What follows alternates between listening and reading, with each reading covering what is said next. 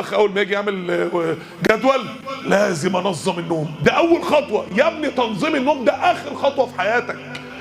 انا اعرف ناس بقى لها 20 سنه بتحاول ترتب نظام نومها ومش عارفه.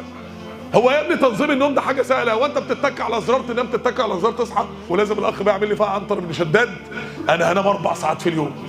يا عم انت بتنام 16 ساعه وبيصحوك بيجيبوا لك فرقه تصحيك. يا عم خليك واقعي شويه، بلاش تتولد الرجل الاخضر الله يكرمك. حبيب قلبي انت بس نظم نومك، اعمل مثلا وقت مثلا بالليل وقت بالنهار، تقسم نومك على مرتين وخلاص، وتقبل كده وخلاص. وفرقت بقى ساعه وتعمل وقت واقعي، تنام 8 ساعات في اليوم. ابن القيم بيقول النبي عليه الصلاه والسلام كان بينام 8 ساعات. مش المهم انت هتنام قد ايه، المهم لما هتصحى هتعمل ايه. يا عم بدل ما تنام 4 ساعات وتفضل طول اليوم تفقر وتفضل طول اليوم ده، يا عمي نام 8 ساعات وانجز 16 ساعة.